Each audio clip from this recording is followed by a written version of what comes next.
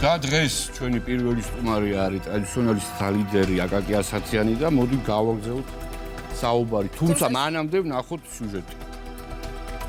ჩვენ ვფიქრობთ, რომ დროა მხარეებმა ერთმანეთზე ნაკლებად ისაუბრონ და ერთმანეთთან საუბარი დაიწყონ. ერთმანეთთან ლაპარაკს დიპლომატიური კორპუსის მოწოდების შემდეგ დათანხმდნენ. პოზიციების შეჯერებას თითქმის 6 საათის განმავლობაში ცდილობდნენ. ოპოზიცია გერმანულ მოდელსა და შესაძლო მოდიფიკაციაზე. უმრავლესობა კი კონსტიტუციასთან მის შეუსაბამობაზე ამახვილებდა ყურადღებას. საბოლოოდ კონსენსუსი ვერ შედგა. გამოცანაა, რომ დარღვეული კონსენსუსი როგორმე აღდგეს, რათა ჩვენ მომავალ არჩევნებზე არ გადავჩეხოთ ქვეყანა დიდ საფრთხეში.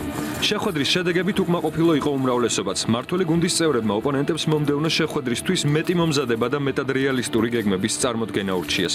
იმისი ერთ-ერთი დასტური, რომ არაკონსტიტუციური შემოთავაზება ჰქონდა ჩვენ შემოთავაზებული სადისკუსიო თემად, იყო ის, რომ დამატებით ვერსიები გაჩნდა, რომელთა შემთხვევაში შესაძლებელია მსჯელობა. ოღონდ არ უნდა იყოს საუბარი იმაზე, რომ ჩვენ რეალურად გქონია პროპორციული სისტემა და თუმე ამდენი ხანი არ გვცოდნია.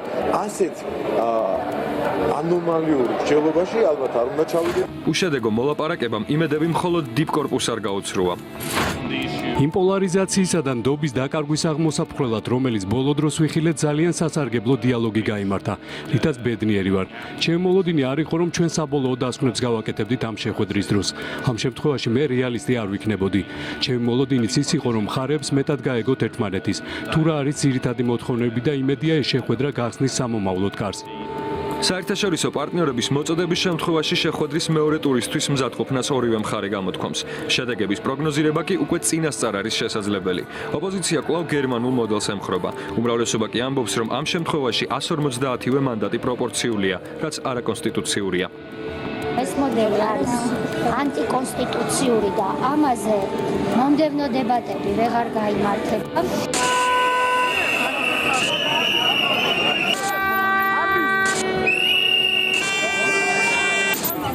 ოპოზიცია ბრძოლის პირვანდელ მეთოდს უბრუნდება. ქუჩის აქციები და სამთავრობო უწყებების ბლოკირება გაგრძელდება. დაპირებენ სამარცხინო მოსამართლეების კენჭისყრას იურიდიულ კომიტეტში, იქ ყველა ვარიანტში ეკრება ისე უნდა მოიყვანონ სპეცდანიშნულების რაზმები, თორე ისე კომფორტში ამას ვერ იზავენ და ვერ მიიღებენ, ან წინაღამე გაათენონ პარლამენტში კომიტეტის წევრები. ჩვენმა საერთაშორისო პარტნიორებმა მათ მოუწოდა, რომ არ გავიდნენ კონსტიტუციური ჩარჩოებიდან, სამწუხაროდ, როგორც ხედავთ, ისინი არ ისმენენ არც ჩვენი საერთაშორისო პარტნიორების მოწოდებებს.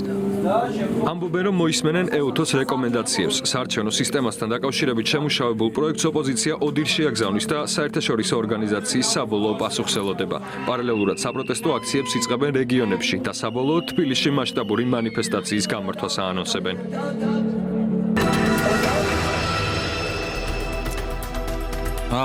კიდევ ერთხელ შეგახსენებთ, მაყურებელს შევახსენებ, რომ ჩართვაზე არის ტრადიციონალისტთა კავშირის ლიდერი ბატონი აკაკი ასათიანი. საღამოშვიდობისა ბატონო აკაკი. საღამოშვიდობის ვაკა. ბატონო აკაკი, თქვენ ესწრებით ამ რეგულარულ შეხვედრებს ლეიბორისტთა პარტიის ოფისში? არა, პირველს დავესწარი მარტო. დაესწარით როდის? პირველი შეხვედრა. პირველ შეხვედრას. კი ბატონო.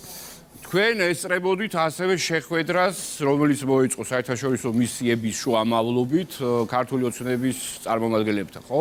დიახ. ამასთან დაკავშირებით მაქვს ესეთი კითხვა, რამდენად გაამართლა მოლოდინი ამ შეხვედრამ და განსაკუთრებით კი მაინტერესებს საერთაშორისო მოდერატორების რეაქცია, რამდენად პასუხობდა ოპოზიციის მოლოდინებს?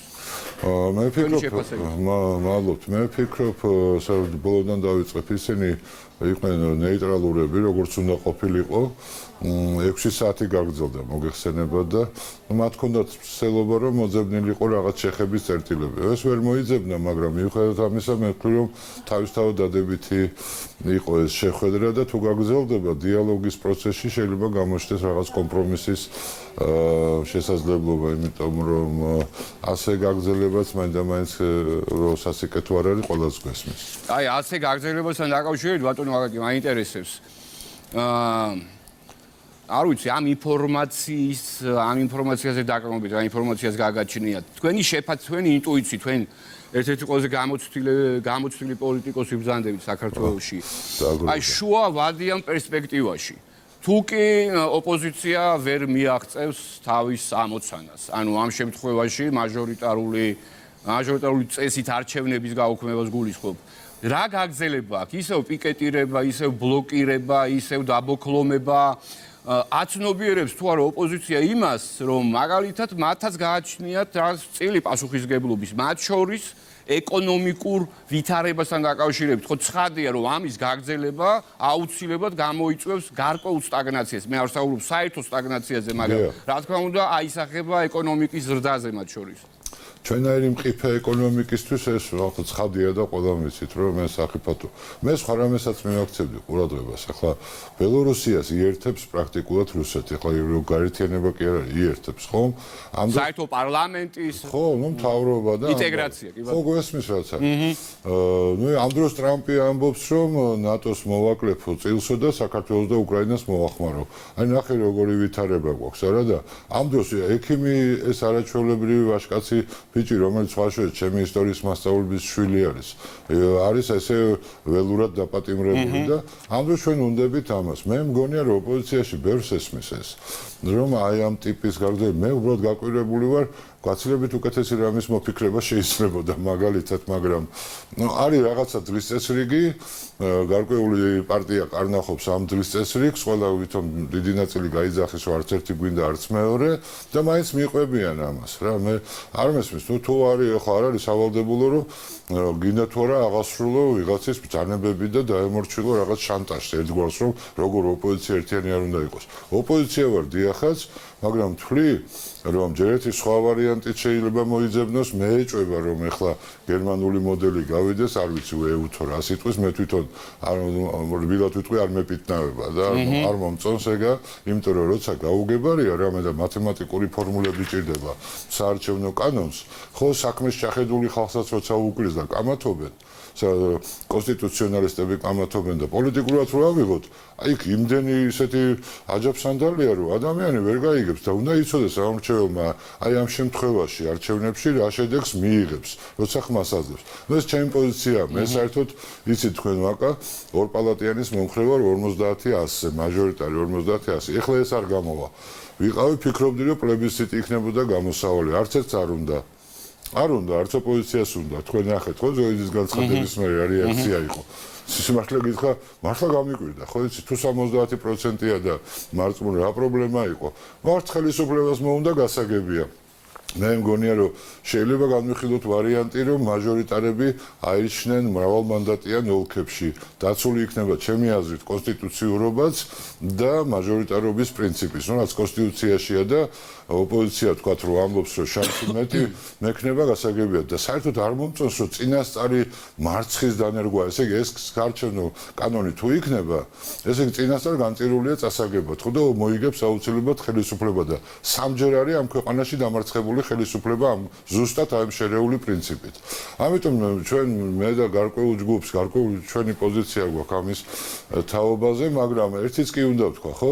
ხელისუფლებას უფრო დიდი პასუხისგებლობა აქვს. ოპოზიციას როგორ არ აქვს პასუხისგებლობა და მთელი ცხოვრება ვცდილობდი, რომ მეჩვენებინა, რომ ჩვენ დაგვამხეს მიუხედავად იმისა, მაინც ვთვლი, რომ ყოველთვის ხელისუფლება უნდა იღებს პასუხისგებლობას, მაგრამ სულ ვცდილობდი პასუხისმგებელი ოპოზიციონერი ყოფილიყავი და მე მგონი ასე თუ ისე ვახერხებდი. მაგრამ ხელისუფლება მე მგონია რა, ჩემი აზრი არის რა, აი ასეთი აგდებულ დამოკიდებულებას თავი უნდა დაანებოს და რაღაცა კონსტრუქციული წინადადება წამოაყენოს. რამდენად ვინ მიიღებს და არ მიიღებს, ესეც გამოჩნდება, ხომ არ დაიმალება რა. და გასაგრძელებელია დიალოგი და საძებარია კომპრომისი, ხო, სადღაც არის გახსოვს ოპერაცია წმინდა იანვარი, გასაღებს რო გადააგდებს. დუდუ და შემთხვევით რომ მოხდება შუშას და გატეხავს, მანამდე რო უკაკუნებენ. დაახლოებით ეგ სიტუაცია არის. ახლა დუდუ აქ არ არის, გასაღები მე არ მაქვს რომ გადავაგდო და მოვარტყა ამას. და ეს იღბალის იშვიათია, ბატონო. ხო, ეგ იღბალი არის მილიარდში 1, რა თქმა უნდა. ბატონო აკაკი, ნუ გარდა ამისა რომ ფილმშია თორე. კი ბატონო, კი.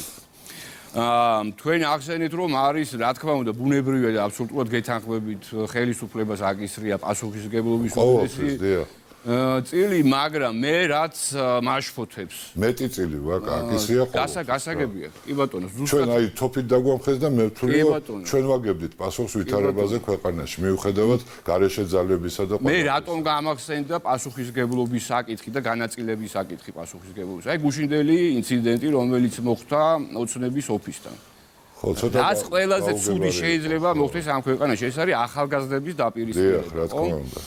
აი თქვენი აზრით ოპოზიცია არ უნდა იღებდეს პასუხისგებლობას აი ამ ტიპის ეს ხო დაგეგმილი, გაწერილი, პროაქტიული აქცია. ყველა მიცოდა რომ აი ეს უნდა მოხდარიყო, ხო? ვაკა მე რო ვეთანხმებოდი ამას, ხო? ან თვითონ იქნებოდი და ან ჩვენი ახალგაზრდობაც მოიძებნებოდა მაგაში მონაწილეობისთვის. მე არ ამგონია სწორი იყოს გამწვავებაზე წასვლა. კიდევ ერთხელ ვიმეორებ რა. იქ არიან ადამიანები, რომლებსაც ეს ესმით. უნდა იყოთ თუ პოლიტიკოსები არიან, გამბედაობა იმისა, რომ წინააღმდეგ წავიდნენ. მე აფხაზეთში რომ შევიდა ჩვენი ჯარები 92-ში. ეხლა ვის არ ხარია შენი დრო შერო ფრიადობ სადღაც, მაგრამ გამოვედი ტელევიზიიდან, მომდგენდა ზოგი გასახლება, ზოგი დაჭერა, ზოგი მოკვლას ითხოვდა. რითი დამთავრდა ვიცით, ხო? მაგრამ შენ ხო უნდა უთხრა სიმართლე. საპასუხისგებლო მომენტია. ეხლა იმის დრო არ არის რომ ვინ რას იტყვის, ვინ როგორ ესე გაგლანძღავს, ან რაღაცა სიზდაკ წამებს, ან რაღაცა იმაში მოგაქცევს რაღაც. ვინც რას ფიქრობს გულწრფელად ოღონდ ის პოზიცია უნდა დაიკავოს ოღონდ გულში კი არ უნდა ატაროს და ესეთი ვითარებაა თორე ყველას თავისი ამოცანა აქვს იმათ თავისი ამოცანა აქვს ხო ნაციონალებს მაგალითად პროპორციულის დროს გამწარებით ითხოვდნენ ბარიერი იყოს 3%-იანი და ბლოკები იყოს არის ბატონო ნუ მაჟორიტარები არ უნდათ ვიმეორებ მაჟორიტარებს რო შეთანხმდეს ოპოზიცია თუნდაც ამ კანონითაც შეიძლება მაგრამ ხელისუფლების მხრიდან კიდევ ერთხელ ვიმეორებ რა სხვა თუ არაფერი თქვენ კი მოგეხსენებათ ვაკა თუ ვინმეს მოეხსენება ისიც როგორ პატივს აქცევთ რომ მართლა თუ ვინმე მიცის ერთი კაცი თქვენც ახართ ამ ქვეყანაში და ბევრიც კი არ არის სამწუხაროდ ხო ნაბიჯი ყოველთვის ისეთია თამაშის წესებში უნდა იჯდეს ხო თუ ჩოგბურთია ჩოგბურთი იყოს რა ხო ეს კაი გეძალება ეს რა ასე უნდა იყოს მართლა საკამათოა კონსტიტუციური არა ვარ ვიმეორებ კონსტიტუციონალისტი მაგრამ წერი ამ დალოცილში რომ 150-ია და 77 73 ხო ვეძებოთ ამის ფარგლებში გამოსავლის არჩევნო კოდექსში ხო კი ბატონო ბატონო ვაგაკი მე ხა მინდა თქვენს და მაყურებელს შევთავაზო ერთი სიუჟეტი და შემდეგ გავაგრძელოთ თემა კი ბატონო იყო ესეთი მოთხოვნებიც რომ რაიონების წარმოადგენლობა გაუხდეს იყოს მარტო პარტიული სიები და მარტო პარტიები იყიდნენ კენჭს და რაიონებს საქართველოს პარლამენტში ხონდეთ ან ნაკლები წარმოადგენლობა აქ ან არ ხონდეთ წარმოადგენლობა. ამას მე ვერაფრით ვერ დავეთანხმებით, ეხლავე ვამბობ. იმიტომ რომ ეხლა ჩვენ უნდა დაგვაბრუნოთ ისე ვიქა რომ რუსთაველის პროსპექტის გამზირის პარტიები რო არიან. რომ აინტერესებს მარტო რა ხდება რუსთაველზე და რა ხდება რომელიმე ტელესტუდიაში. ვირტუალური პარტიები რომელსაც წარმოდგენა არ აქვს მაგალითად სად არის სოფელი შამგონი. წარმოდგენა არ აქვს რა პრობლემა აქვს ამ სოფელს. წარმოდგენა არ აქვს ამ სკოლის მოწაფეებს, მასწავლებლებს, მათი ოჯახის წევრებს რა პრობლემებია. მარტო იციან რომ ამაზე ლაპარაკი ყელის მოგერება ტელევიზიით. და უნდათ რომ ესენი დატოვონ თავის წარმოადგენლის გარეშე, ნუ რას უკაცრავ. საქართველოს პირველ რიგში ეს არის თითეული საქართველოს რეგიონი, თითეული რაიონი ცენტრი, თითეული ქალაქი, თითეული სოფელი, თითეული რაიონი. ზოგადად თითეული უბანი და მიკრორაიონი. ამიტომ იმის გარდა რომ ჩვენ არ დავაკარგვიებთ წარმოადგენლებს მაგალითად შამგონის მაცხოვრებლებს დანარჩენი ყველაფერზე შეიძლება მოლაპარაკება და პარტიასაც მოუწოდეთ რომ მეტი დაინტერესდა ხალხის პრობლემით გამოვიდნენ აი ამ ხალხს ელაპარაკო ვიცი რომ შორია ვიცი რომ სახში თბილაჯდომა ჯობია და ტელესტუდიამდე მისვლა ვიცი რომ ყველგან კარგი გზა ჯერ არ არის მაგრამ ყველგან ვაგებთ კარგ გზას ყველგან უხრით პირობას რომ ოღონდ წად და ელაპარაკეთ ხალხს ილაპარაკეთ ხალხის პრობლემებზე ხალხის ენით ხალხის სახელით და მაშინ აუცილებლად მიაღწევთ წარმატებას ეს ჩემი უფასო რჩევა პოლიტიკურ ოპონენტებს ახლა არის დებატები მის თაობაზე როგორ უნდა იყოს საარჩევნო სისტემა საქართველოში ერთ-ერთი მოთხოვნა რამდენიმე რადიკალური პარტიის არის რომ რაიონებს არ უნდა ყავდეთ თავის წარმომადგენელი საქართველოს პარლამენტში პარტიამ უნდა გადაწყვიტონ თბილისში ვინ უნდა იყოს მათი წარმომადგენელი პარლამენტში სისულელეა აი თქვენ ხვდებით რომ სისულელეა და მე მიმაჩნია თქვენი სახელი კოტებაზე პარაგვარიძეზე აი კოტე აბაშიძეზე ჭკვიანი რომლით რითი არის რომელიღაცა ადამიანი რომელიც ბოლო 20 წელი გამოდის ტელევიზორში და თავს ასახავს სპორტ პარტიის ლიდერად მე ვიყავი მაჟორიტარი დეპუტატი თბილისის ცენტრალურ რაიონი. მე ზუსტად ვიცოდი, რომ მაგარი შვალდებული ვიყავი არა ჩემი პარტიული ლიდერების წინაშე. არა ვიღაც ჩემი მეგობრების წინაშე. ამ ხალხმა ამირჩია. ამ ხალხს ეს ხალხი გამაგდებდნენ შემდეგ არჩევნებს და გაუკეთებდნენ მათ დავალებას შევარჩევას. შემდეგ პარლამენტი დააკომპლექტებს საქართველოს მთავრობას. ესე იგი, ბევრად უფრო მეტი გავლენა ექნება. ერთი და იგივე 30-40 კაცი ბოლო 20 წელი არიგებს შუას საქართველოს და მე ეძახს რომ ეხა მოდი რა შიფჭიკდება ჩვენ რაიონებს კითხოთ ან თუნდაც თბილისის რაიონებს ან თბილისის მოსახლეობას ან რუსთავის მოსახლეობას ან საჩხერის მოსახლეობას ჩვენ გადავინაწილებთ ერთმანეთში ჩვენ ხო ჭკვიანები ვართ ეს მაჟორიტი დეპუტატი თქვენი არჩეულა შემდეგ პარლამენტ თუ კიდე აირჩევთ შემდეგი მთავრობა უნდა დააკომპლექტოს მან უნდა შეარჩიოს პრემიერ-მინისტრიც მან უნდა შეარჩიოს მინისტრებიც და თუ თქვენ აღარ მკითხავენ მაშინ მინისტრებს და პრემიერ-მინისტრს შეარჩევს ერთი და იგივე 30-40 კაცი, რომელიც მაქსიმუმ რუსთავაზეა ნამყოფი ბოლო რამდენიმე წლის განმავლობაში. აი ეს არის რასაც თავაზობენ. აი ბატონო ვაკაკი, ჩვენ ვნახეთ როგორ იცვლება, ხო? რაც შეხედულება პროცესთან დაკავშირება, ხო? ანუ ადრე მიხეილ სააკაშვილის მოსახლეობა მიაჩნდა ჭკვიან ხალხად, რომელიც პასუხისმგებლიან რაღაც არჩევანს აკეთებს, ეხლა ჩვენ მოსახლეობას როგორც ჩანს აღარ ვენდობით, მაგრამ ჩემი კითხვა რას ეხება? კიდევ ერთხელ ვიმეორებ, თქვენ ხართ ერთ-ერთი ყველაზე გამოცდილი წარმომადგენელი პოლიტიკური ელიტის, რომელსაც გააჩნია 8 წელი ქვეყნის წინაშე. თქვენი ხელმოწერა არის მეორე დამოუკიდებლობის აკტზე. აი გულწრფელად მინდა ვისაუბროთ, ხო? გადაგდება ქართულ პოლიტიკაში არავის არ უკვის. ოცნებამ შეიძლება თქვას, რომ და მართლაც, ხო, ჩვენ ხედავთ, რომ პრაქტიკულად დაშლის პირას იყო ფრაქცია. უნდა გაეკეთებინა არჩევანი ან მაჟორიტარების სასარგებლოდ, ან იმ ჯგუფების სასარგებლოდ, რომლის გასვლა ობიექტურად დააზიანა ოცნება. მე გულისხმობ თამარ ჩუგოშვილს, მე გულისხმობ ზვიად ძიგულს, ხო? მაგრამ როდესაც აღშფოთებული ოპოზიცია, ხო? აი ნახეთ, 95 წელს მოქეთა კავშირი აგდებს თელ ოპოზიციას. მათ შორის სხვათა ტრადიციონალისტთა კავშირი. რას ლაპარაკობ, მაშინ იყო ფიქსირებულია გაყალბება და დათლა შეიძლება. შემდეგ რეფორმატორები, ეგრეთ წოდებული, აგდებენ შევარნაძეს. შემდეგ მიხეილ სააკაშვილი ახორციელებს რეფორმას, საკონსტიტუციო რეფორმას. გაგაწყვეტინებ. ბევრს არ ახსოვს და არჩევნებამდე იძახოდა ნაციონალიზაციას. გახსოვს? კი. და მეორე დღესო გაყიდა ყველაფერი. კი, რა პრივატიზაცია. ასე იყო. ყველაფერი უნდა გაიყიდოს.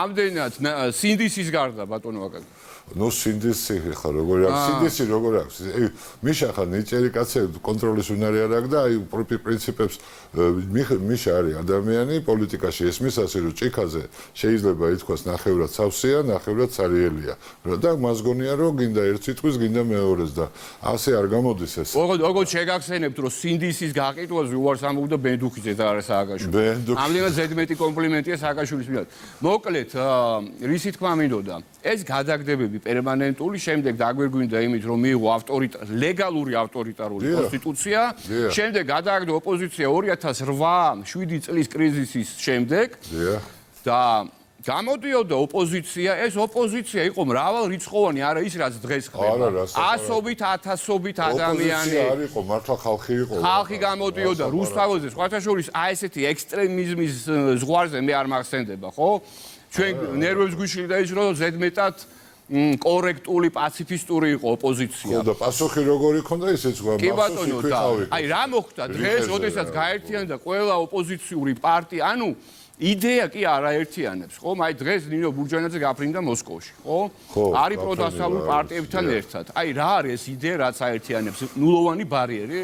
არა, ნუ არ ვიცი. სიმართლე გითხრა, ვაკა მე ვთქვი რომ პროპორციული ამ ვითარებაში, ახლა ამ მონაკვეთში რა პოლიტიკურში ქვეყნის ცხოვრების იყო სწორი და მე ვთქვი რომ სწორი ნაბიჯი იყო და არც დამიმალავს და ამ ახლა კრიჭაში ხარ უნდა ჩაუდე, კაც იმის არ იყოს წყალტუბოს რატო აშენებსო და ანაბას თუმანსო ახლა ვერ გავიგე, ხო?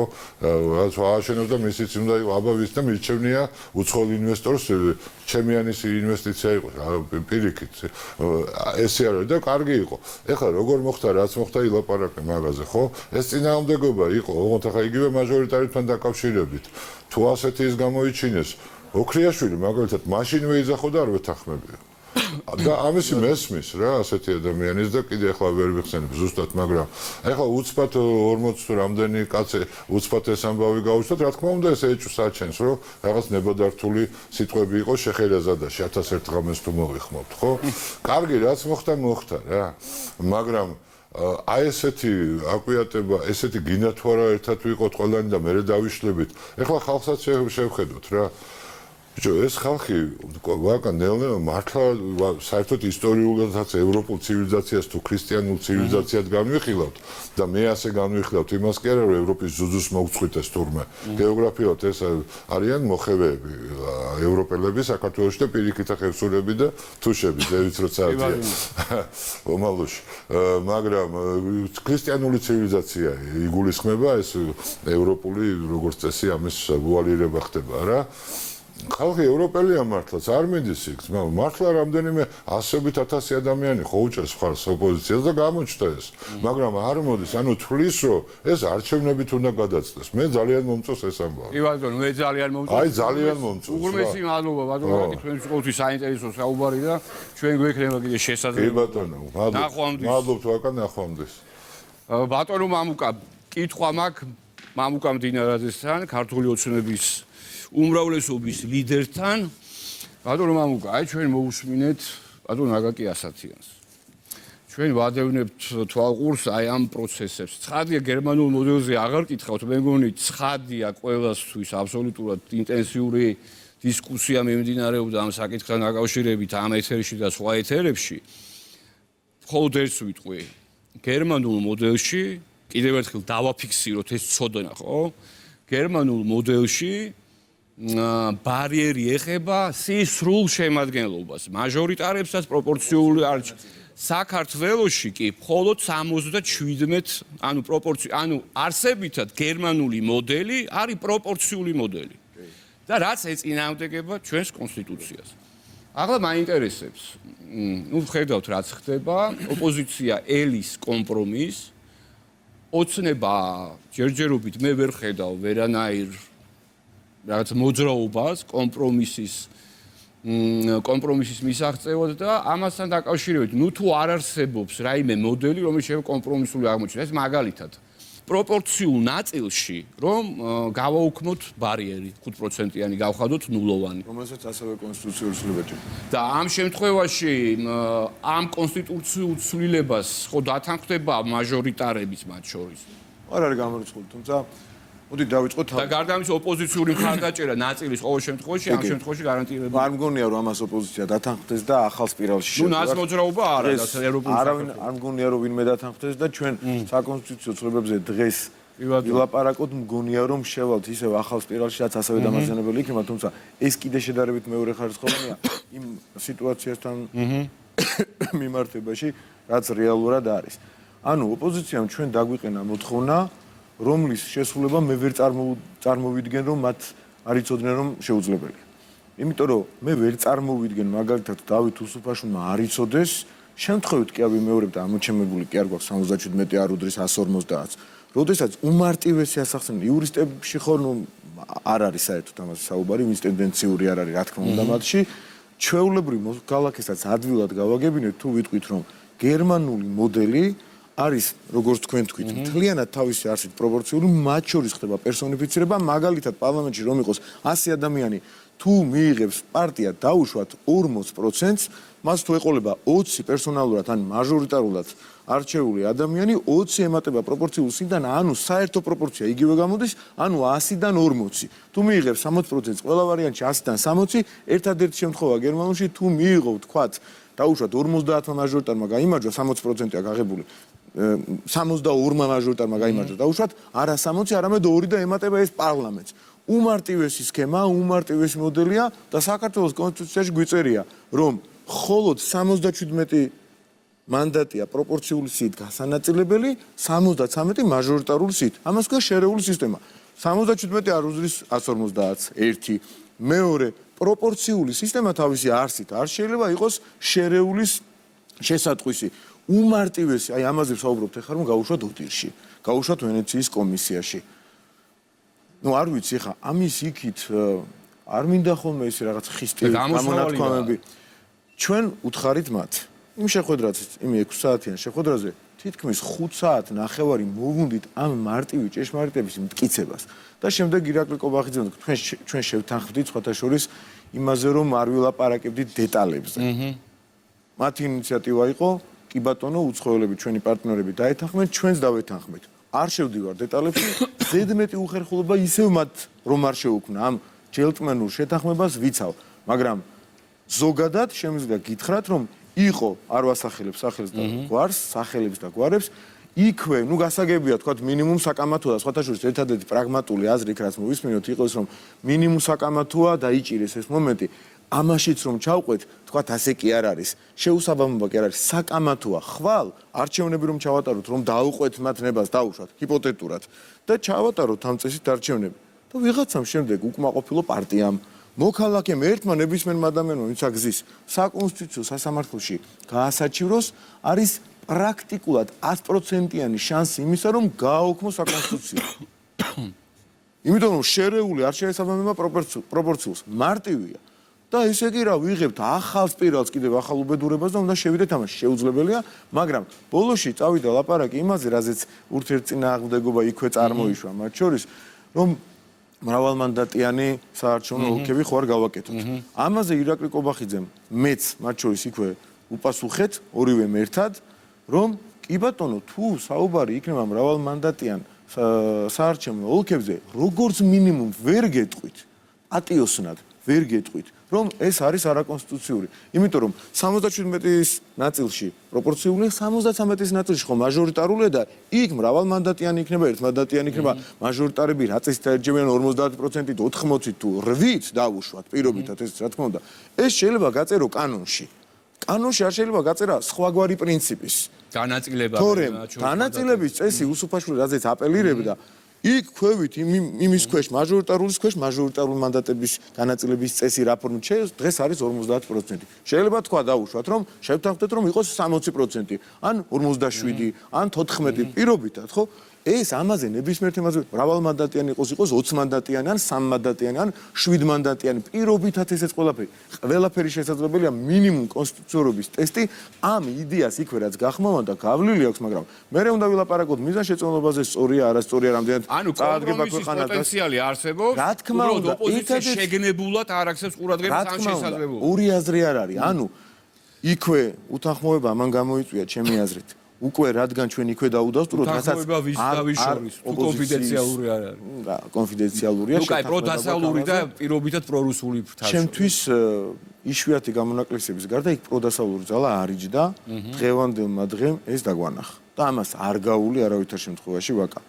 დღეს აღმოჩნდა შემთხვევით გავრცელდა ინფორმაცია თორე როგორც ვიცი, პრესსამსახურს ეს არც ამ გაერთიანების, ამ ერთობის, რომელიც შეიკრა ამ დღეებში ამ 22 თუ 27 პარტიის არ ვიცი რამდენი არიან ერთად და არც ქალბატონი ნინოს პრესსამსახურს ეს არ გავრცელებია და უბრალოდ გავრცელდა ინფორმაცია, გაჟონა ინფორმაცია, რომ ქალბატონი ნინო იმყოფება კრემლში და ატარებს იქ შეხვედრებს. და ფიქრია ჩიხრაძემ აღნიშნა, რომ ოპოზიციის ერთობას აერთიანებს ბარგელის თემა, ის რაც ბატონმა გაგის დაუსვა კითხვა. უნებრივ და გულწრფელ გეჩვენებას. არ არსებობს იდეოლოგია, არ არსებობს რაღაცა იდეოლოგიური ღირებულებითი პროპოზიციები.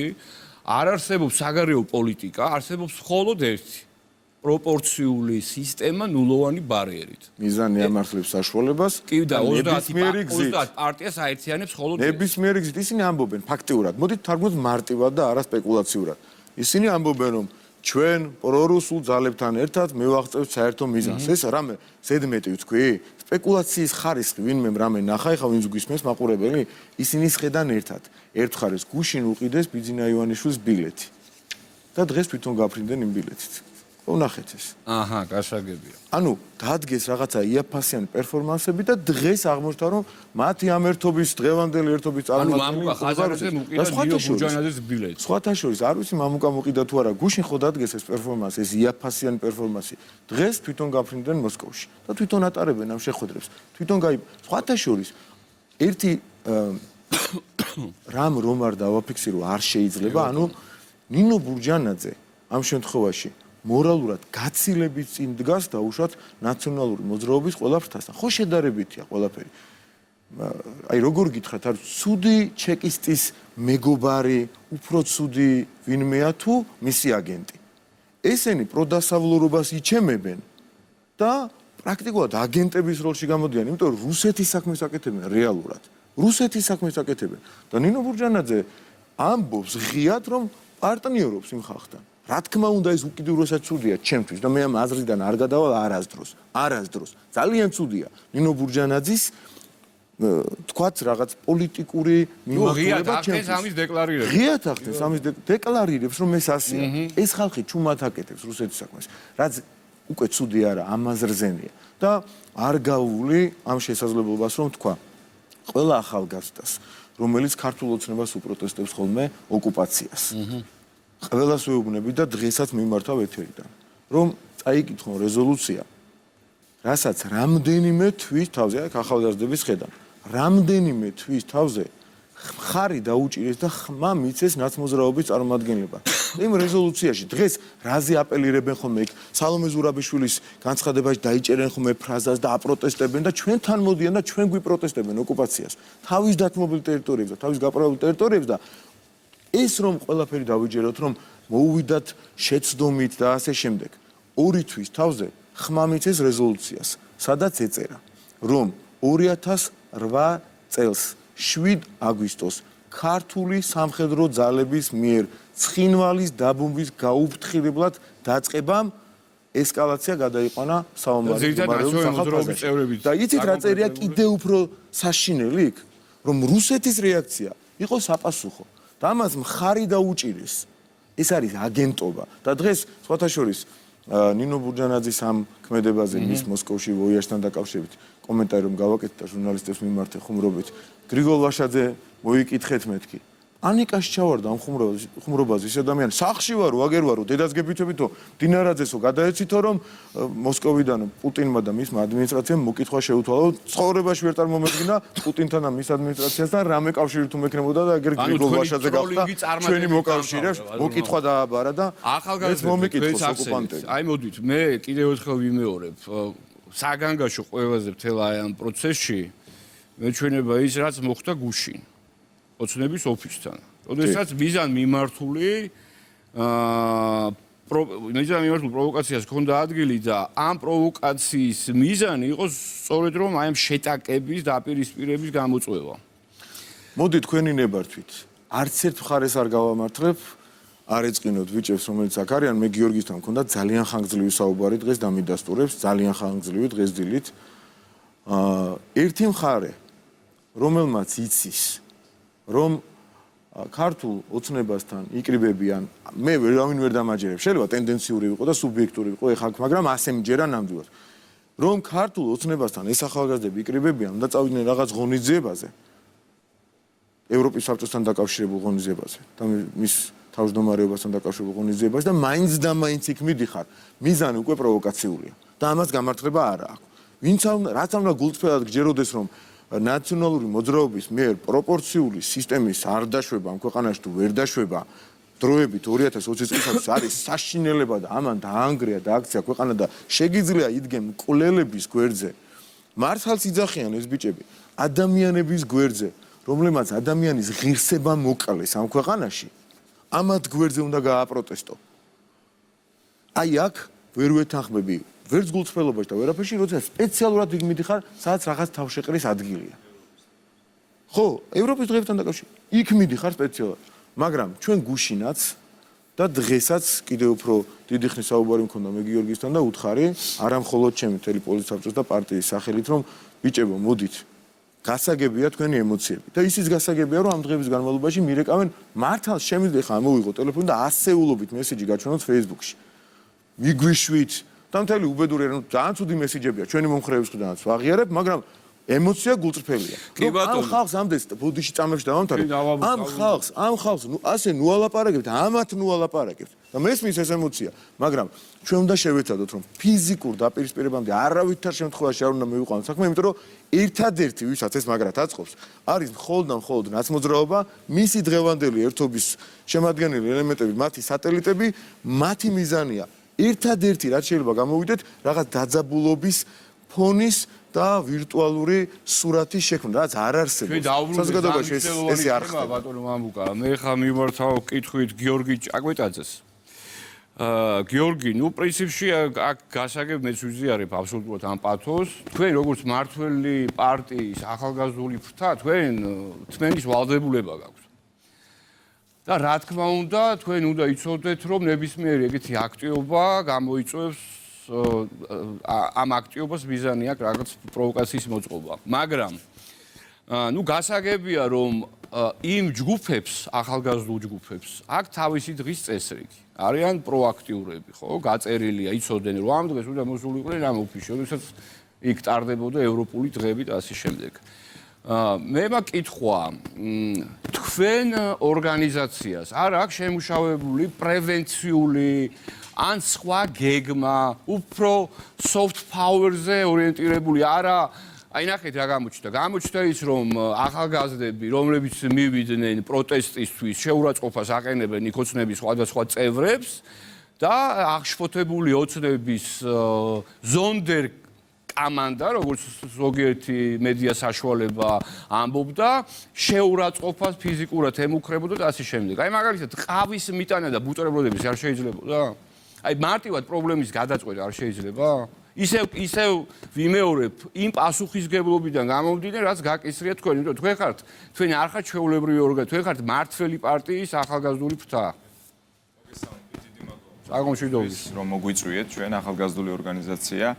მე ბატონ მამუკას დავეთანხმები იმაში, რომ თითოეული ჩვენგანი გვერდზე უნდა გადგეს ძალადობისგან, პირიქით პრევენციული ღონისძიებებიც უნდა გავატაროთ ამისთვის, თუმცა აქ არის ერთი მნიშვნელოვანი დეტალი. მე პირადად ვარ საჯარო მოხელე თანამდებობის პირის საკრებულოს წევრი და მე მაქვს თქვენის ვალდებულება, რომ ამას სხვარი აქვს, არ აქვს, ამაზე შეგვიძლია ვიდაოთ, მაგრამ სხვადასხვა მოქალაქეს, რომელსაც ეძახიან მონას, ეგრეთ წოდებული ქართული ოცნების, ქურდული ოცნების წარმომადგენლებს, სხვადასხვა უწმაწური სიტყვებით მოიხსენიებენ დიდი ბოდიშით, მაგრამ რაღაც ეტაპზე შეიძლება უმტყუნოთ მოთმინებამ და გარკვეული ნაბიჯები გადადგან.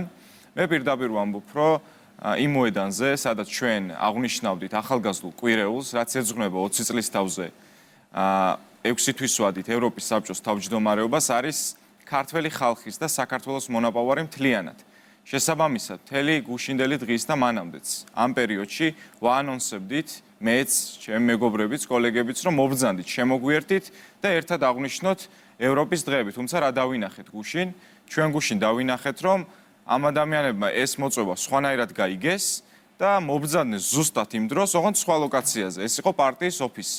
სხვათა შორის მინდა გავიხსენო, რომ ერთ-ერთი კორესპონდენტი არხს არ დავასახელებ, დამყვებოდა მთელი ამ საღამოს განმავლობაში მე თვითონ ორბელიანის მოედანზე ვიყავი და მკითხა ესეთი კითხვა, რომ რატო მივარდით ოცნების ოფისთანო?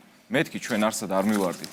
ისინი მოვარდნენ ჩვენთან, ეს ადამიანები იყვნენ, რომლებიც ააწიოკეს, უხეშად რო ვთქვათ, გვეძახეს მონები, ქურდული ოცნების წევრები და დიდი ბოდიში, მაგრამ ძალადობა თუ მოხდა და ფიზიკური დაპირისპირება, კონკრეტული ფაქტები, რა თქმა უნდა დადგინდეს, მე ვემიჯნები ძალადობას და ორ ნაწილად გავყოფ თქვენი ნებართვით. პირველი, პარტიის წევრებს მოუწოდებ, რომ გამორიცხონ მთლიანად, პირდაპირ დავალება გვაქვს ესეთი, რომ ძალადობა არ მოხდეს და ჩვენ მხარდამჭერებს ასევე ვთხოვ, კატეგორიულად ვთხოვ, რომ თავი შეიკავონ ძალადობისგან. იმიტომ რომ საერთო ჯამში ჩვენ ყველამ ერთად უნდა ვიცხოვროთ ერთიან ქვეყანაში, ისეთ ქვეყანაში ზუსტად, რომელსაც აღნიშნავთ გუშინდელი დღიდან. და თქვენი ნებართვით მინდა დავაანონსო, რომ გამომდინარე იქიდან თუ რა რაოდენობის ახალგაზრდა ჩაერთო ამ პროექტში, მათ შორის რეგიონებიდან, მათ შორის სტუდენტები, ჩვენ ფიქრობთ და უკვე გეგმავთ, გადავწყვიტეთ, რომ 14 დეკემბრამდე, ანუ კიდე ერთი კვირით გავზარდოთ ეს ფესტივალი, ეს ღონისძიება და ვისარგებლებ ამ შანსით. ძალიან ეჭვმეპარება, რომ ისეთმა ახალგაზრდულმა ჯგუფებმა ისარგებლონ, როგორც პრინციპში რა წახნაგითაც არ უნდა ვნახოთ, არიან ნაციონალური მოძრაობის სატელიტები, თუმცა ყველა ქართველს, ყველა საქართველოს მოქალაქეს მოუწოდებ, რომ შემოგვიერთდეს. ახალგაზრდები, არა ახალგაზრდები, იმიტომ რომ ზურაბ ჟვანიას სიტყვებით. დღეს არის ყველაზე აქტუალური და თითოეული ჩვენგანი გრძნობს პასუხისმგებლობას, რომ ქართული ფასეულობები, მათ შორის ევროპული ფასეულობები. მადლობთ გიორგი. გიორგის ჩავერთვები, ავტოცინძაძე არის გიორგის კოლეგა, რომელიც საკრებულოს წევრია. სამბოს ფედერაციის პრეზიდენტია, ძალიან კარგი კაცი, ძალიან კარგი კაცია და ჩემი კოლეგა კომისიის წევრია და იგივე სამაჟორიტაროში არის, მაჟორიტარი ოღონდ საკრებულოში, სადაც ვარ მე. და როცა ესენი მივარდნენ ეს რამდენიმე ახალგაზრდა იქ ჩვენთან შეუძლებელი იყო წინასწარ ვწოდნოდა და მეზობლები გამოუვარდნენ რაღაცები არ იყო კარგი სცენა იქაც ახლა სიმართლე თქვა და ვაღიაროთ იგივე ტელევიზიის წარმომადგენელი რომელიც შენ დაგზევდა გუშინ და რატომ მივარდითო ქართული ოცნების ოფისთან ვეუბნებოდა ავტოცინცაძესთან მივიდა და ეკითხება თქვენო 50 ლარი გადაგიხადესო აქ რომ მოსულიყავითო საკრებულოს დეპუტატს მან ხო იცის რომ საკრებულოს დეპუტატია მაგრამ ისიც იცის რომ ხალხმა შეიძლება ხა ავტოცინცაძეს არ იცნობს ესე ხო საზოგადოება ის კაცი მუშაობს პატიოსნად ორ ფლანგზე იბრძვის სხვა ბევრი საქმე აქვს ძალიან მაგრამ ესე საჯაროდ არ გამოდის ძალიან ხშირად და დაუშვა რომ ამას არ იცნობს ბევრი ადამიანი და შეეცადა გაესაღებინა საკრებულოს დეპუტატი ადამიანად რომელსაც მე გადაუხადე 50 ლარი და მევიყვანე იქ მარაზმში არიან უკვე ზოგიერთი მედია სტანდარტების მთელი ციკლი არის და მინდა დავაზუსტო ჩვეულებრივი მაგრამ ვემიჯნებით ძალადობას ყველაფერს გავაკეთებთ იმისთვის რომ ამ ქვეყანაში იყოს მშვიდობა ისე როგორც არასდროს და ეს არის ზუსტად ჩვენი ევროპული მონაპოვარი და ქართული ოცნების ახალგაზრდული ორგანიზაცია თქვენის ვალდებულებაზე უკვე ვისაუბრეთ ყველაფერს გააკეთებს ამისთვის და კიდე ერთხელ სარგებლობ ამ შანსით და ყველას მოვუწოდებ ჩაერთოს ახალგაზრდულ დღეებში. კი ბატონო, მადლობთ გიორგი. ოთარ აჭველიშვილს მინდა ვკითხო. კიდევ ერთხელ ვიმეორებ. ეს ყველამ უნდა იცოდეს, რომ როდესაც იწყება დესტრუქციული პროცესი, ხო? და ამ პროცესმა, ეს პროცესი ძირითადად მიზნად, ან ერთ-ერთ მიზნად ისახავს დესტაბილიზაციის გამოწვევას, ახალგაზრდობა მთელი რიგი ფაქტორების გამო, იმის გამო, რომ ტემპერამენტი, იმის გამო, რომ გამოცდილება არ გააჩნია, მოწყვლადია გარკვეულწილად, არის სამიზნე. ამდენად თქვენ როგორ უყურებთ ამ პროცესს? აი გუშინდელი დღე ნამდვილად რბილად რო ვთქვათ, არ იყო სასიამოვნო. თქვენ ცდილობთ კომუნიკაციის დამყარებას ამ ჯგუფებთან. გიორგი მკითხვა, რომ იქ არის ჯგუფები, რომელიც მჭიდროდ აფილირებულები არიან ნაციონალურ მოძრაობასთან და სხვა ორგანიზაციებთან. ამის მიუხედავად, ხომ არ ხართ დაკავებულები რაღაც საერთო პლატფორმის მოძებნით? დიახ, მოგესალმებით თქვენს ტელემაყურებლებს, მადლობა მოწვევისთვის. მე გუშინაც აგვისტოს იქ ყოფნის პერიოდში ის ორგანიზაციების სიცხვილია, გაბედე, შეცვალე, მეგონი ყველა ჩამოთვალე. ორგანიზაციები არის არასამთავრობო ორგანიზაციები, მაგრამ ძირითადად დაკომპლექტებული არის სხვადასხვა პარტიების ახალგაზრდული ორგანიზაციებიდან და მეც როგორც მართველი გუნდის ახალგაზრდული ორგანიზაციის წევრი ხშირად სხვადასხვა პლატფორმებში მქონია მათთან კომუნიკაცია და ბევრი მათგანთან საკმაოდ მეგობრული და კონსტრუქციული ურთიერთობაც მაგ ეს საკმაოდ ბუნებრივია. და გუშინაც რაღაც პერიოდამდე ყველაფერი საკმაოდ წყნარად და მშვიდად მიმდინარეობდა ის ადამიანები იქ იმყოფებოდნენ, თავიანთ პროტესტს გამოხატავდნენ. ჩვენ საქმეს ვაკეთებდით, იქ ორგანიზებას უწევდით იმ ღონისძიებას, მთელი დღის მანძილზე მიმდინარეობდა ეს პროცესი. მაგრამ რაღაცა მომენტში სიტუაცია წავიდა დაძაბულობისკენ. დაძაბულობისკენ წავიდა იმ დროს, როდესაც პროტესტმა მიიღო რაღაცა ცოტა სხვანაირი ფორმა და მაგალითად დაიწყეს კედლებზე სტიკერების გაკვრა. ეს ყველაფერი დაიწყო მაშინ, როდესაც ადგილზე გამოჩნდნენ გიგა როგორია გამახსენე?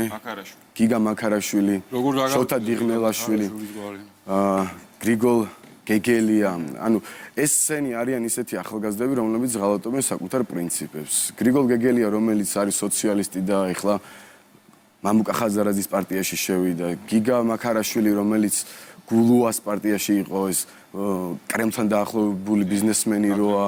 შოთა დიღმელაშვილი, შოთა გაგარინი რო ერქვა და ბუშის პროტესტს რო ბუშის პროსპექტს რო აკეთებდა და რატო არ გემთო ბუშის სახელს მაგას რო აპროტესტებდნენ.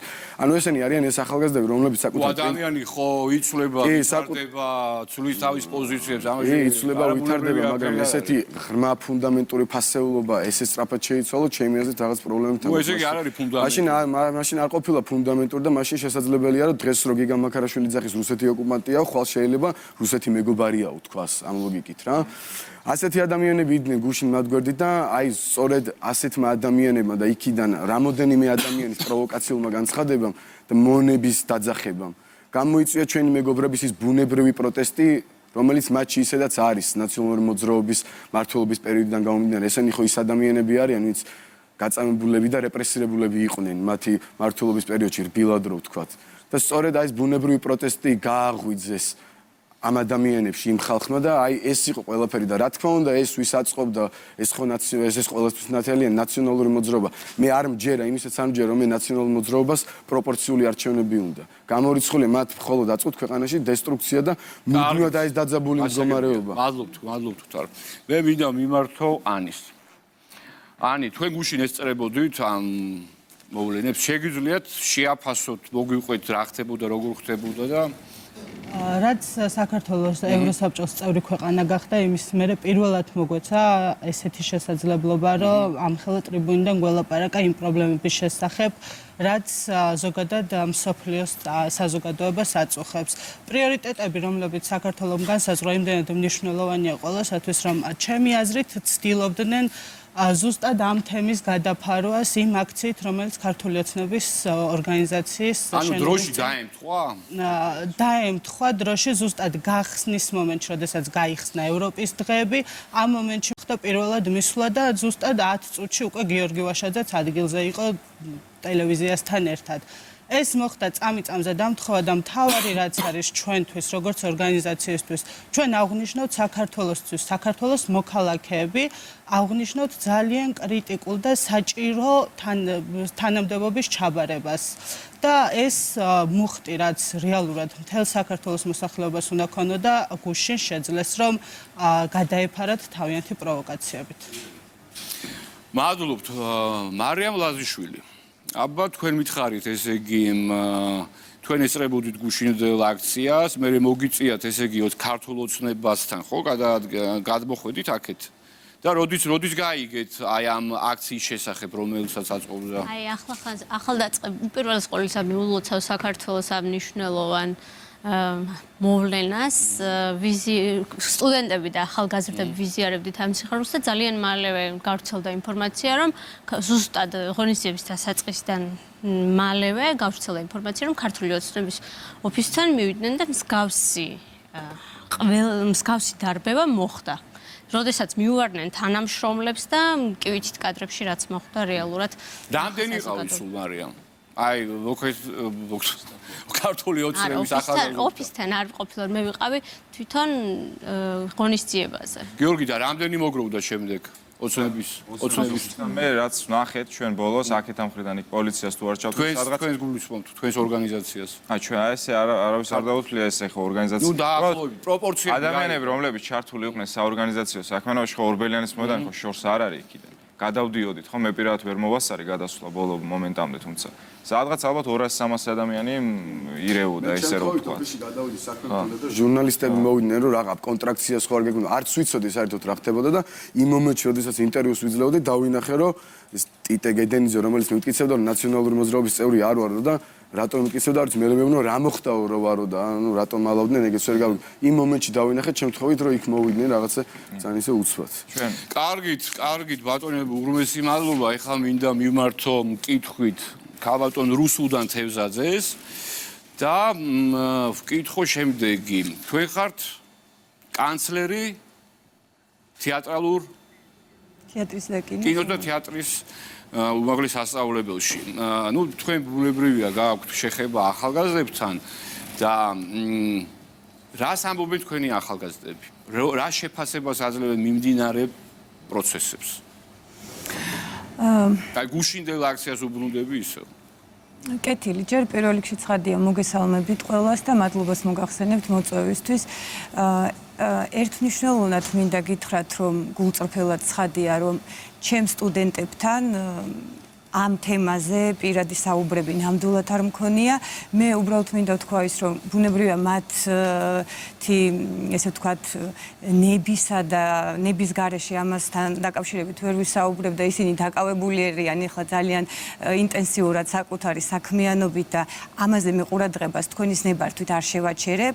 არ იქნება ეს ალბათ ჩემი მხრიდან ესეთი ობიექტური შეფასება. ყველას აქვს თავის არჩევანი, თუმცა ერთი აუცილებლად უნდა ვთქვა და ვახსენო, რომ ჩვენი უნივერსიტეტი მდებარეობს რუსთაველზე, მოგეხსენებათ რუსთაველის 19 ნომერში და ჩემთვის სასიხარულოა ის მომენტი, რომ მიუხედავად ამ აქციებისა, რომელიც ამ წინა პერიოდში, წინა 2 კვირის განმავლობაში მიმდინარეობდა, მერწმუნეთ, რომ ჩვენს უნივერსიტეტში ინტენსიურად იმავე ტემპით მიმდინარეობდა სწავლის პროცესი და ამას გავლენა არ მოუხდენია მათ საქმიანობაზე. ეს უკვე ცალსახად არის ის ინდიკატორი, რომ ჩემთვის ეს არის მათი მათი სამოქალაქო, მაღალი სამოქალაქო ცნობიერება, ვინაიდან და რადგანაც ისინი აკეთებენ იქ საკუთარ საქმეს და ასრულებენ საკუთარ მოვალეობებს თუ ვალდებულებებს, სადაც ხედავენ საკუთარ თავს და ადგილს ამ დროსა და ამ ეტაპზე.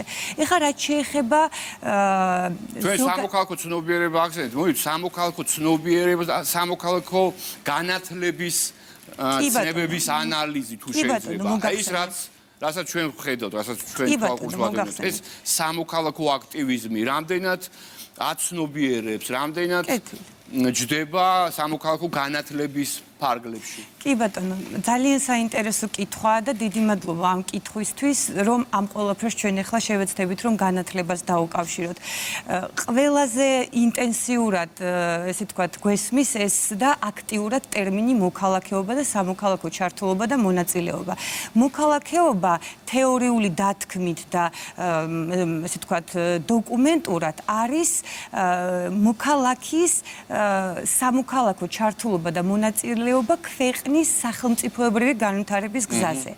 ანუ თითოეული ინდივიდი, მოქალაქე უნდა იქცეოდეს, მისი ქცევითი ჩვევები და უნარები უნდა იყოს ისეთი, რომ ის ჯეროვანი იყოს და ეხმიანებოდეს ქვეყნის სახელმწიფოებრივ ინტერესს. ანუ ნებისმიერი სხვა მრავალფეროვანი, მრავალრიცხოვანი და მრავალსახიანი ინდივიდი, სამოქალაქო აქტივობა არ არის რეალურად ჭეშმარიტი აქტივობა. სახელმწიფო ინსტიტუტების ბლოკირება, დაბოქლომება. ცხადია. მე აუცილებლად მინდა გამახვილო ყურადღება, რომ მიუხედავად ყველაფრისა, ჩემი უდიდესი პატივი ყველა ახალგაზრდას, მიუხედავად რელიგიისა, მრწამსისა თუ ესე ვთქვათ, მათი პოლიტიკური თუ არაპოლიტიკური იდეოლოგიისა, მაგრამ მე პრობლემას ვხედავ, ჩვენ შეიძლება ძალიან დიდი ხანი ვიდაოთ, რა არის სწორი, მართალი და რა არის არასწორი, მაგრამ ერთმნიშვნელოვნად არასწორია ის, როდესაც ახალგაზრდებს არ ესმით. არ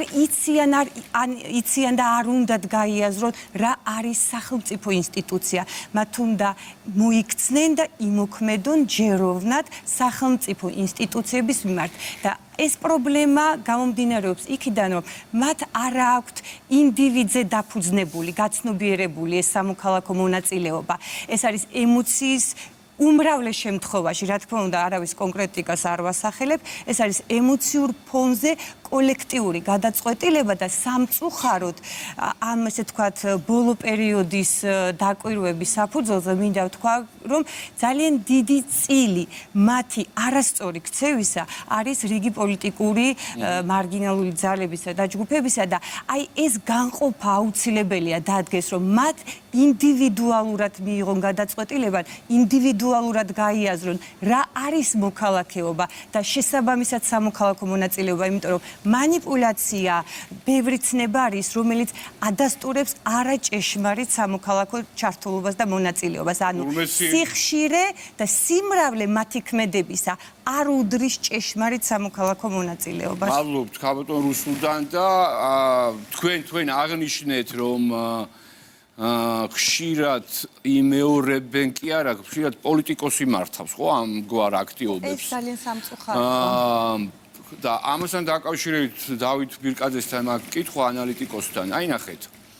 პოლიტიკოსები ასე თუ ისე ცდილობენ ერთმანეთთან დალაპარაკებას. ნუ ბუნებრივია კონსენსუსის რაიმე გამოსავალი დებს, რა თქმა უნდა, მოლაპარაკებაში, კომპრომისში და ასე შემდეგ და ასე შემდეგ. და ნახეთ, რომ მიუხედავად დაძაბული ვითარების ამ თვალსაზრისით, საერთაშორისო მისიების თვალსაზრისით, მეშვეობით მოხდა დაკავშირება ოპოზიციის და მმართველი პარტიის წარმომადგენლების. რატომ არ შეიძლება, რომ ახალგაზრდებმა ასევე რაღაცა გამონახონ საერთო პლატფორმა ერთიანი და ამ ფორუმის თუ რაიმე პლატფორმის ჩარჩოებში ერთმანეთს ელაპარაკონ. როგორი განსხვავებული პოზიციაც არ უნდა გააჩნდეთ მათ, ხო? ხო, ცხადია, რომ ახალგაზრდები მით უფრო უნდა ელაპარაკებოდნენ ერთმანეთს და რა უპირისპირდებოდნენ. პირველ რიგში მოგესალმებით. ძალიან რთულია მოთხოვა ახალგაზრდებს ის, რასაც საკმაოდ ხანში შესული მამაკაცები და ქალბატონები ვერ ახერხებენ. თავისი მოქმედებებით ისინი არ აძლევენ ჩემი აზრით არანაირ მაგალითს იმისას, რომ დაინახონ ადამიანებმა, რომ განსხვავებული პოზიციის მქონე ადამიანებს შეუძლიათ ერთმანეთთან ურთიერთობა და არათუ შეუძლიათ, არამედ აუცილებელი. იმიტომ რომ ჩვენ სახელმწიფო რა პრინციპში ოჯახების ერთობა ვართ, ხო? ჩვენ ოჯახებზე ფიქრი არ არის, მე მგონი ერთმანეთის მიმართ გინება ან რაღაც ფიზიკური ძალადობის გამოხატულება და ასე შემდეგ. ასე ვერ მივალთ, ვერასოდეს ვერ მივალთ იმ ადგილამდე, სადაც უნდა მივიდეთ და სახელმწიფოს ვერ ავაშენებთ და შვილებს ვერ დავსდით და განათლებას ვერ მიცემთ და ასე შემდეგ. აქედან გამომდინარე, რომ მირთულდება, რომ რაღაცა, ასე ვთქვათ, ის არის გადავიტანო ახალგაზრდებზე ამ შემთხვევაში. ბუნებრივად მესმით ახალგაზრდა კაცი პროტესტის გამოხატვის საშუალება უნდა გქონდეს კიდევაც და უნდა აწუხებდეს კიდევაც ბევრი რაღაც და სავსებით ბუნებრივად მიმაჩნია ეს პროცესი. თუმცა ბუნებრივს ვერ დავარქმევ პოლიტიკოსების ამ შემთხვევაში მოქმედებებს, მიუხედავად იმისა, რომ უცხოურმა ორგანიზაციებმა თხოვეს და დააჯინეს ისინი ერთმანეთთან ამ დროს მათ ფულს სწორედ მაგაში უხდით, რომ მათ უნდა ისაუბრონ. და ისინი ვერ საუბრობენ სამწუხაროდ და მიდის აი ამ პოლარიზაციისკენ, რაც არაფერს დადებით არ მოგვიტანს სახელმწიფოს ჩემი. იცით რა არის ბატონებო, ეხლა მომაფიქრდა, რომ ჩვენ ვესწრებით პროცესს, როდესაც გამოდიან, როდესაც ხდება ოპოზიციური პარტიების გაერთიანება, ხდება ძალიან მცირე რიცხოვანი ჯგუფების მიერ ვითარების დაძაბვის ცდელობა, ხო, ეს მობილური ჯგუფები, რომლებიც აქ და იქ არიან, ხდება აჟიტირება და დაძაბვა ვითარების და ხედავთ იმასაც, რომ ამ პოლიტიკოსთა გაერთიანებას ყავთ შვილები. ეს შვილები გაიზარდნენ. ის შემადგენლობა, რომელიც მე მახსოვს 20-25 წლის წინ, ეს შემადგენლობა უცვლელია. მათ ყავთ შვილები და პრაქტიკულად ყველა ცდილობს, რომ შვილი თავისი ჩაერთოს პოლიტიკურ პროცესში. და როდესაც შვილებით მათ შორის ერთვებიან პოლიტიკურ პროცესში, ჩემთვის გასაკვირი არის ის, რომ ხდება ესკალაცია ახალგაზრდებს შორის. და ბატონო მამუკა, თქვენთან მაგ ბოლო კითხვა ისევ ახალგაზრდებს უკავშირდება, ისევ ამ პროცესებს ხომ არ იფიქრებდა მართველი პარტიაც მათ შორის ინიციატივაზე, რაზეც მე ბატონ დავით ვკითხე, რომ რაღაცა საერთაშორისო ორგანიზაციის მეშვეობით, სხვათა შორის მიკვის, რატომ არ აკეთებენ ამას არასამთავრობო ორგანიზაციები. აი, ხალბატონ რუსუდანს ვესაუბრებოდი, ხალბატონმა რუსუდანმა თვითონ ილაპარაკა სამოქალაქო ცნობიერებაზე და განათლებაზე. არასამთავრობო ორგანიზაციების ერთ-ერთი მიზანი წესით უნდა იყოს სამოქალაქო მშვიდობის დამყარება ქვეყანაში. ხედავ პრობლემას უნდა მოახდინო რაიმე რეაქცია პრევენციის მიზნით თუნდაც. რატომ არ ფიქრობს არავინ აი ამ ტიპის ფორუმზე, სადაც ახალგაზრდობას მიეცემა შესაძლებლობა, რომ ელაპარაკოს ერთმანეთს და იქ გაარჩიონ ეს თავისი საქმეები და არა აი ამ ბრძოლის ველზე, რაც გუშინ ქართულ ოცნების პერიმეტრი იქცა, ხო? კი. ჩვენ დღეს გარკვეული პრევენცია გავაკეთეთ ამის. მანამდე არ შემიძლია უბრალოდ ძალიან საინტერესო მოსაზრებები გამოითქვა იმ ადამიანების მიერ, რომლებიც აბსოლუტურად სხვა კუთხით უყურებენ. ჩვენ პოლიტიკოსები ხანდახან რაღაც ჩარჩოში მოვექცევით ხოლმე, იურისტებსაც გვჭირს ეს ვაკა. ჩარჩოში მოვექცევით ხოლმე და რაღაც ერთი რაკურსით უყურებთ მოვლენებს და როცა ქცევის განპირობებელ ფაქტორებზე ხოლმე საუბარი, მეორე ფსიქოლოგიური კუთხითაც ძალიან საინტერესოა ეს ყველაფერი და შეიძლება გარკვეული ანალიზი. ჯან პიაჯე იყო ძალიან ცნობილი ფსიქოლოგი, შვეიცარიელი, ჟან-ჟაკ რუსოს ინსტიტუტის დირექტორი. კი ბატონო და გენეტიკის მიმართულებით მუშაობდა ძირითადად, მაგრამ ტესტების არსებობს. კი ბატონო. კი. და თუ სწორად მახსოვს, ერთ-ერთ ნაშრომში მას აქვს განვითარებული მოსაზრება ქცევის განპირობებელი ფაქტორების შესახებ. და როცა ფიქრობ, ეხლა მსგავს ჯერ წაგიკითხავს, მე იცი, მე ხედავ და გიჩნდება როგორ შეთაბეჭდილება. იცით, თან ისმენ ამ ახალგაზრდების საუბარს. მაგალითი შეიძლება მოიყვანო მარტივი, რომ მაგალითად მე რომ ავდგე და რომელიღაც ადამიანს ხელი დავარტყა დღეს. აუცილებლად გამიპროტესტებენ და მეტყვია რომ საშინელებას აკეთებ. ძალიან ცუდ რამეში ხელის დარტყმა არის ძალიან ცუდი რამ. მაგრამ თუ შემოვა მეორე ადამიანი, რომელიც ძალიან გამიპროტესტებს და მეტყვის რომ შენ ხარ უსაზიზღრესი. შენ ხარ აი უკანასკნელი პიროვნება, რომელმაც ეს ჩაიდინე ხელი როგორ დაარტყე მეორეს, მაგრამ აღმოჩნდება რომ ის და მისი თანხლები ადამიანები ის პიროვნება თვითონ არის მაგალითად აქი ადამიანის მკვლელი პროტესტი ბუნებრივად გაუჩნდებათ მის მიმართ, რომ იმან არ უნდა გამიპროტესტოს. ეს ამბავი თორე მე შეიძლება ცუდად ვიქცევ. ჩვენ არ გვითქვამს რომ გადავალ ახლა იქ სადაც ვართ დღეს პოლიტიკურ სივრცეში. ჩვენ არ გვითქვამს რომ ძალიან კარგი იყო ეს, რომ ესე მოხდა. მით უმეტეს მე არ მithქვამს. მით უმეტეს იმ ხალხს არ უთქვამს, რომლებიც აი რა ვიცი, ყველაფერს ვაკეთებდით იმისათვის რომ პროპორციულ სისტემა გასულიყო. მე ხაც მჯერა, რომ ჯერ ერთი მარტო აი ძალიან პრაგმატულად და საჩვენოდ სუბიექტურად რომ დავალაგო რომ 50%-ს გადავლახავთ და პროპორციული სისტემითაც ძალიან მყარ გამარჯვებას და დამაჯერებელ გამარჯვებას მოიპოვეთ და ამიტომ ვერ ვხედავ სუბიექტურ რისკს ქართული ოცნებისთვის და ჩვენთვის ეს ერთი და მეორე ისედაც ამ რისკს რო ვხედავდე ისედაც მგონია რომ უნდა დავლაგდეთ მოუწევს აღება პროპორციული სისტემის არსებობის შემთხვევაში ოპოზიციურ პარტიას რომ რაღაცნაირად პრაგმატულად იაზროვნოს და დაალაგდეს გამარჯვებულ პარტიასთან 47%-ს მიიღებს თუ 40 თუ 59-ს დაალაგდეს მოუწევს პოლიტიკური ფასის გადახდა მოუწევს იმდენი რომ არ ეღირება ამიტომ მე ძალიან ოპტიმისტურად ვარ ასეთი რაღაცების მიმართ განწყობილ და ამიტომ პროპორციულს ვემხრობი თუნდაც სუბიექტური ფაქტორებიდან გამომდინარე ისე ქვეყნის განვითარებისათვის რომ კარგი ამას ვამტკიცებ თუმცა არ აღმოჩნდა ეხლა ყველა ჩვენ გუნდში ისეთი ვინც ბოლო მომენტში ასე იფიქრა თან იმ ფონზე როდესაც ამ ხალხს იმ დღეს დავანებოთ წინაპირით ქუჩიდან რო აღავიდნენ ჩვენი ძვირფასი ოპოზიციონერები ეს გავიგე ეს რომ თქვით ეს დაპირება კი ბატონო რომ გავახმოვანეთ ქუჩიდან 3 თვე არ გავიდნენ იმის შემდეგ და იმ დღეს ოფისთან დახვნეს და მონები ეძახეს რომ ადამიანები არიან ესე რობოტები ხო არ არიან რომ მართლა მივიდეს დააპროგრამო და ხელი და ადამიანები არიან აზროვნები და ისეთ რა ერთ-ერთი გაგიმხელთ ერთ საიდუმლოს ასე ვთქვათ უმრავლესობის ხდომიდან ჩემმა ერთმა მეგობარმა ძალიან ახლო მეგობარმა რომელიც ვერაფრით ვერ გადავარწმუნე მე პირადად და ხედავდნენ ხოთაშორის ევროპული საქართველოს წარმომადგენლები მე როგორ ვიქცეოდი და შიდა კონფლიქტებსაც შეეწრნენ რაღაცეებს ჩემმა მეგობარმა კითხვები დასვა ხალხო და გამეცი თუ ეხა პასუხიო და მე დაგიჯერებთო პირველი 4 პარტიაო ჩვენ შემდეგ ვინ იქნებაო ჩამომითვალეთო ძალიან გთხოვთ და ნუ მოგიწევს რომ ნაცმოძრაობა ევროპული საქართველოს და პრორუსული პარტიები ჩამოთვალო შემდეგ 1-2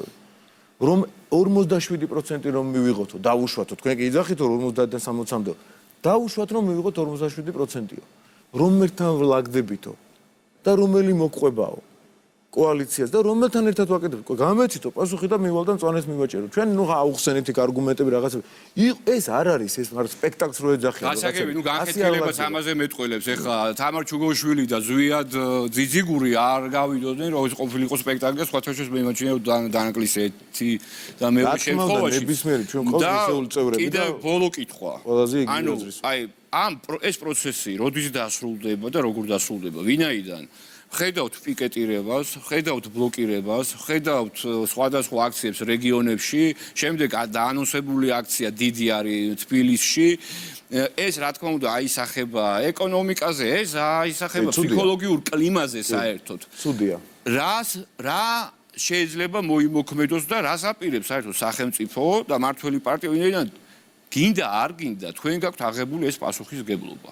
და ის რაც ხდება ხშირად რუსთაველის გამზირზე პარლამენტის წინ ის რაც ხდება როდესაც ცდელობას აქ ადგილი გადაკეტვის სხვადასხვა ინსტიტუციების და სხვადასხვა დაწესებულებების რა თქმა უნდა ეს პოზიტიურად არ აისახება ქვეყანაზე და მათ შორის მოქალაქეების თვით შეგრძნებაზე სოციალური თვით შეგრძნებაზე გამნიშნულოვანია რას აპირებთ ამასთან დაკავშირებით აკა მე ის მაგალითი პირობითი მაგალითი შემთხვევით არ მომიტანია თქვენთან ამ სტუდიაში მაგალითად ეს ადამიანები ვისაც ხედავ შემთხვევით არ მომიხსენიებია და რომ არა ვთქვათ ამ გაცვეთილი აი არ შეიძლება რომ ეს არ ვთქვათ არიან ორგანიზატორები გაცვეთილი მეორადი კმარელები ვინც ამას გეგმავენ შეგნებულად გეგმავენ და ზუსტად იციან ეს შედეგები და კიდევ უფრო უარესი რაზეც წამსვლებლებიც არიან რასაც აკეთებენ ახორციელებენ გეგმავენ რუსეთში წარმომადგენლებს უშვებენ რეზოლუციას აპრავებენ თავის დროს რეზოლუციის ოკუპაციას აპრავებენ დღეს დესტაბილიზაციის ფონს ქმნიან რაში ჩვენ არ უნდა შევუწყოთ ხელი მაგაზე მქონდა გიორგისთან და ახალგაზრდასთან დღეს საკმაოდ დიდი ხნის საუბარი რომ არა ესენი შეიძლება აქ მსხდომ ჩვენი ორგანიზაციის წევრებს გაეპროტესტებინათ ჩვენთვის იმ პირობის დარღვევა რა პირობა ჩვენ საზოგადოებას მივეცით მაგრამ ყველაფერს აქვს თავისი წონა ყველაფერს აქვს თავისი ფასი ყველაფერს აქვს თავისი ხარისხი ვინ გიპროტესტებს იმ მაგალითში იყო ეს მოტანილი ზუსტად ვინ გიპროტესტებს და რას, ამას აქვს უდიდესი მნიშვნელობა და ეს ადამიანები საზოგადოება ხედავს, რომ აი ამ შედარებით არა გასაპროტესტებელი მაგრამ რა ეს ჯგუფი მე როგორც ვთქვი არაპირებს გაჩერებას. ისინი ამბობენ ჩვენ არ გავჩერდებით. დარჩნენ. მათ არ აწყობთ ქუჩაში დარჩენა. აი შეიძლება უცნაურ განცხადებას ვაკეთებ, მაგრამ მათ არ აწყობს ქუჩაში დარჩენა. არც ერთ მინიშნებას 6 საათიანი შეხვედრის დროს არც ერთ მათ მინიშნებაზე ჩვენ რეაქცია არ გქონია, რომელიც შეეხებოდა ქუჩის აქციებს. იცით რატომ? შემდეგ გამოვედით. ირაკლი კობახიძემ, არჩილ თალაკვაძემ, მეც თუ სწორად მახსოვს, გავაკეთეთ განცხადებები, რომ ამ თემაზე ჩვენ არ ვსაუბრობთ, დარჩნენ ქუჩაში და რატომ არ აწყოთ მათ ქუჩაში დარჩენა და ის რომ ამაზე არ მიდის დიალოგი. იმიტომ რომ მარგინალიზაციის გზაზე ეს მათი მოქმედებები არის მათი თვით ლიკვიდაციის, პოლიტიკური თვით ლიკვიდაციის ერთადერთი გზა, ის იციან. ხედავენ ჩიხში არიან, ჩიხური მოთხოვნები დააყენეს, პრაგმატული მოთხოვნები კანონის მიერი და კონსტიტუციის მიერი მოთხოვნები ვერ დააყენეს, არ დააყენეს შეგნებულად და ეგონათ რომ ყისიერ შედეგს მიიღებდნენ. ეგონათ რომ საზოგადოება აფეთქდებოდა ამაზე, მათ მესიჯებს დაუჯერებდა ბოლომდე, ვერ შიფრავ საზოგადოება მათ ქცევებს და გაცვეთილი კმარელების მეთოდები დღესაც აქტუალურია. 2003 და 2019 წლის განსხვავება ადამიანებმა ვერ გაიგეს. ვერ მიხდნენ სახელმწიფოში მაშინდელ ქვეყანას სახელმწიფოსა და დღევანდელ სახელმწიფოს შორის განსხვავება ვერ ნახეს და მოლოდინებიც არასწორი ქონდათ და არასწორი მოლოდინებით შევიდნენ ჩიხში. ამიტომ ჩვენ სუბიექტურად როგორც პარტია ქართულ ოცნებას გვაწყობს რომ ქუჩაში დარჩნენ. იყვნენ ვერაფერს ვერ მიაღწევენ უხერხულია. კითხვებს გვისვამენ ხოლმე. ბოდიშ დავამთავრებ რა ბოდიშ გიხდით. კითხვებს გვისვამენ ხოლმე. არ არის დისკომფორტი. რა თქმა უნდა დისკომფორტია და რა თქმა უნდა ამ დისკომფორტის შემქმნელი 20 ადამიანის 20 ახალგაზრდის რომელიც სხვადასხვა კუთხეში დგას ხოლმე იქ აზრით ძალიან მნიშვნელოვანია. და შეიძლება ეს ადამიანი არ გამოურიცხავ რომ ძალიან გულწრფელად აპროტესტებენ ასეთი ენთუზიაზმით, ასეთ შემართებით რაღაცას. მაგრამ ვის გვერდით გახარ და რას აპროტესტებ? ამას აქვს უდიდესი მნიშვნელობა.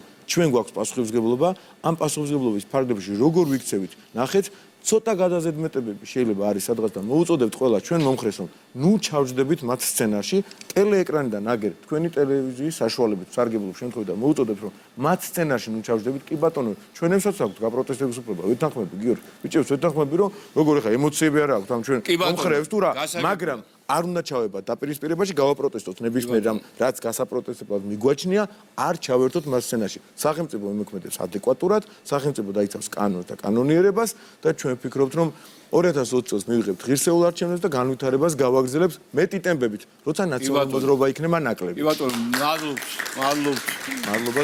მე კი მინდა მიმართო იმ მედიას, რომელიც ჯერ კიდევ ფორმალურად მაინც ინარჩუნებს დამოუკიდებელი მედია სტატუსს.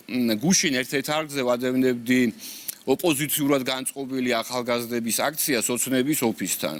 კორესპონდენტები და წამყვანები მინდა ჯეროდეს უნებლიეთ აშუქებდნენ ამ აქციას ისეთ თითქოს და ერთი გულანთებული პატრიოტები იყვნენ მისულები გასაპროტესტებლად მშვიდობიან აქციაზე, ხოლო მეორენი იყვნენ ზონდერები, რომლებიც დესტრუქციაზე, სიძულველზე ორიენტირებულები იყვნენ და მე არ მომეწონა ის, რომ მედია ცდილობდა, ძალიან კონკრეტული არხი, რომელსაც უბრალოდ არ ვამბობ, ცდილობდა დაყოფას ახალგაზრდების. ახალგაზრდების დაყოფა და წახალისება არის ერთი და იგივე. ვინაიდან ოდესაც შენ ერთ ნაწილს ეძახი გულანთებულ პატრიოტს და მეორეს ზონდერს, ბუნებრივია შენ ახდენ მათ შორის მათი ქცევითი სტრატეგიების განსაზღვრას. ანუ ბუნებრივია ორივეს უჩნდება мотиваცია და ეს мотиваცია არის დაპირისპირება. ამდენად მე მინდა მიმართო მედიას და უთხრა, რომ ნუ აღვივებთ ამ დაპირისპირებას, ნუ ყოფთ ახალგაზრდობას. და იცოდეთ, რომ მიმდინარე პროცესზე პასუხისმგებელი არის არა მხოლოდ პოლიტიკური კლასი და რა თქმა უნდა ხელისუფლება პირველ რიგში, არამედ მედია საშუალებებიც. მადლობთ. ახლა კი უნდა გავიდეთ რეკლამაზე, თუმცა მანამდე მინდა რომ შევაჯამო ინტერაქტივის შეკითხვის შედეგები ამ მონაცემისთვის, უნდა გაგრძელდეს თუ არა ოპოზიციური პარტიების მიერ დაგეგმილი აქციები, ეს არის დღევანდელი გადაცემის ინტერაქტივი შეკითხვა. შედეგები კი ასე გამოიყურება, დიახ, ფიქრობს 7%, 93% კი ფიქრობს რომ არა. სულ 5000-მდე ზარია შემოსული, ახლა უნდა გავიდეთ რეკლამაზე, რეკლამის შემდეგ კი გაჩვენებთ, როგორ განსხვავდება რეალობა იმ fake news-ებისგან, რომელსაც კონკრეტული ჯგუფები მიზან მიმართულად ავრცელებენ.